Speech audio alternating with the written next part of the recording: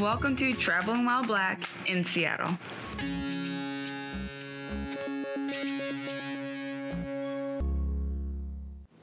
Hey, what's up? I'm Anthony. This is my wife, Marley, and welcome to another episode of Traveling While Black in Seattle. Yes, welcome back, everyone. And as a brief reminder, our show is based on our experiences in and around Seattle. And we base those experiences off of how good of a drive it was, how much fun we had, and most importantly, how comfortable do we feel as Black people visiting for the first time. Keeping up with our local theme that we've been doing since the start of this year, we are going to be doing a neighborhood series. Yeah, we're going to be exploring a few neighborhoods and talking about their history and talking about their present time too. Yep. And for the first episode of Black History Month, we thought the perfect neighborhood would be the Central District. For those of you that don't know, the Central District is Seattle's historically Black neighborhood.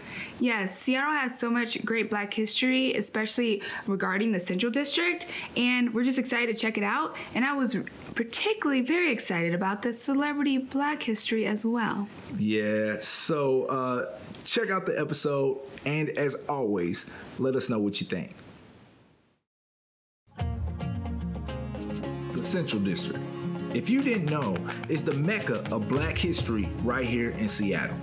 As a result of unfair redlining practices, the Central District became the predominantly Black community in Seattle, and by the 1970s, Blacks made up 80% of the neighborhood's population. Despite the unfair redlining, Black people did what we always do throughout history. We took the bad and flipped it into something greater. The Central District became a major hub for Black businesses, Black arts, and the fight for Black civil rights in the Pacific Northwest. So for this episode, we decided to visit a couple of these places to show you guys. But to be honest, again, there was one place in particular that really piqued my interest. That's still standing to this day is the childhood home of one celebrity. In fact, musical legend. Drive grade. Since these neighborhood episodes won't really offer any major differences in the drive, we decided that for these episodes, we will grade drive grade based on ease of access as it pertains to maneuvering through the city. The Central District is located east of downtown, west of Madrona, south of Capitol Hill, and north of Rainier Valley. The central location lends to the name.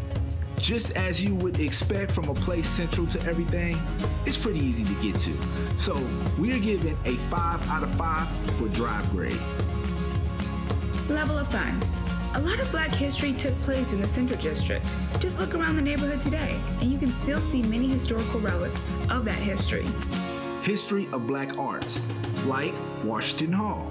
Although it was originally built for a Danish fraternity, Washington Hall became legendary for hosting many legendary Black artists like Duke Ellington, Billie Holiday, and a legend from the local neighborhood, Jimi Hendrix. W.E.B. Du Bois and Marcus Garvey both have spoken at the hall as well. History and economics. Like the Liberty Building, Liberty Bank was the first primarily Black-owned bank in Washington state. With mainstream banks adhering to redlining practices, the bank was vital in providing mortgage loans to Black families. Today, the bank provides affordable housing. The building also houses 2 Black businesses, Earl Cuts, a local barbershop that has been a staple in Seattle, and a new restaurant, Communion, which offers really good Seattle soul food. We had to stop in and grab a bite to eat, of course. At last, it came time to visit the house I've been excited to check out.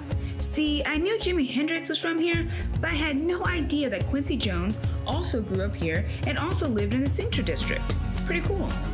Yeah, the whole visit was pretty cool, and we recommend everyone taking a trip to the Central District, specifically the Northwest African American Museum, formerly known as the Coleman School, to learn more about Black history, not only in the CD, but also the whole Pacific Northwest. If you want to find out more about the Northwest African American Museum, we recommend checking out our episode 13 to see our visit.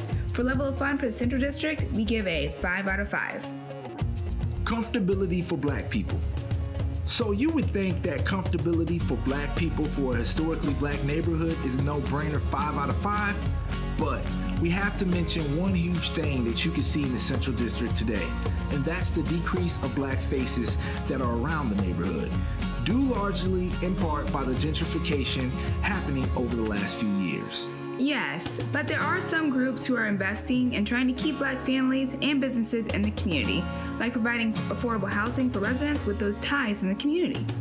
Yeah, so when you go to the Central District, be sure to support Black businesses while you're there. Stop by and let Earl cut you up. Drop into the community for a big lick. Anyway, even though the impacts of gentrification makes us a little bit uneasy, we can't hate on the CD. So we give a 5 out of 5 for comfortability for Black people. We hope you found this video helpful and entertaining. Be sure to check out all of our previous episodes. Yes, and don't forget to subscribe to our YouTube channel, follow our page on Facebook, Instagram, and Twitter, and check out our merchandise on travelingwhileblackseattle.com. And reach out if there's anywhere you would like us to go check out. Until next time, beautiful people, stay up, stay true, and do you.